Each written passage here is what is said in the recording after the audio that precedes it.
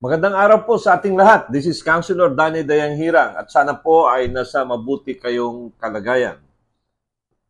Ang ganda ng Pilipinas, mahalin po natin ito. Pag-uusapan po natin yung opening ng school classes sa buong bansa under the new leadership of Secretary Angara. Ang first, I think, ang pinaka-importante na gagawin dito, yung tawag nilang Brigada Eskwela. Alam mo, napakaswerte ng ating mga guro during the time of former Secretary Sara Duterte ay nagkaroon sila ng bakasyon. At ngayon ay papasok na ulit ang kanilang trabaho sa pamamagitan ng paglilinis ng buong school campus. Ang tawag ito ay Bayanihan para sa Matatag na Paaralan. Is again the theme of this year activity based doon sa memorandum circular na pinalabas ng DepEd noong Wednesday, July 10.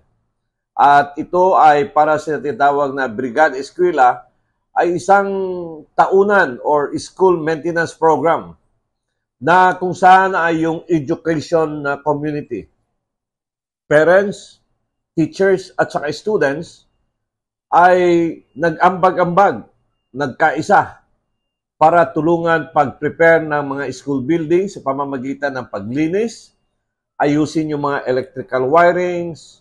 Of course, dahil po ngayon ay La Nina na, maraming mga school ang tinamaan ng baha. At hindi po biro na linisin ito ng mga guro at kinakailangan ng suporta ng sambayan ng Pilipino sa paglilinis ng school campuses at sa loob ng eskwelahan. Ang Brigada Eskwela po ay magsisimula on July 17.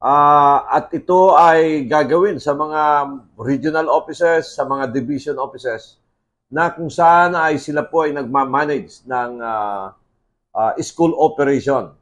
So dahilan dito, dahilan po alam natin na ilan lamang ang budget ng mga guro. Hindi nila kaya po na sila na mismo ang gagastos dito. Kaya tulong-tulong po yung mga Parents Teachers Association, yung mga Parents Association. Lahat po naman ito ay para sa ating mga anak. And once masimulan na malinisan yan, and yung mga anak na natin eventually ang gagawa ng daily cleanliness program. So again, congratulations. We are urging everybody to unite ourselves. Tulungan po natin yung educational community to clean up and prepare the school buildings, equipment para po sa ating kabataan. Tulungan din po natin si Secretary Angara. And si Sani naman, Angara is very competent. At ang napakaganda, ang transition period ni Sani Angara at saka ni Secretary Sara Duterte ay napakalinis. And they will continue and sustain the collaboration para sa pagtulong sa ating mga kabataan. Yun po yung modeling na napakaganda na nagpapakita ng mga professional na Attorney Sani Angara at saka si Attorney Vice President Sara Duterte. One unity of command, one direction, one program para po ipagpatuloy yung magandang nasimulan ng ating dating Sekretaryo ng Education at Vice President Sara Duterte. Again, congratulations, DepEd family, Department of Education family, mga parents, mga guro, mga estudyante sa pagkakaisa, including volunteers, yung mga kumpanya po at nagbibigay ng mga donation para po malinisan ang ating mga school campus.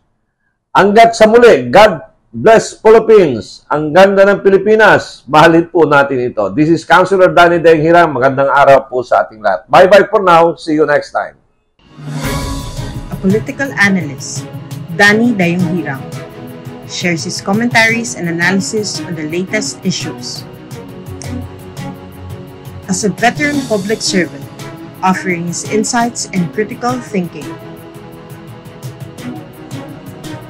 As an educator, he speaks the truth that matters. Our seasoned legislator, Danny Dayanghirang, is live every Monday, Wednesday, and Fridays at 6:30 to 7:30 p.m. via Facebook. Follow us on our social media platforms for more details. Mahalin natin ang Pilipinas.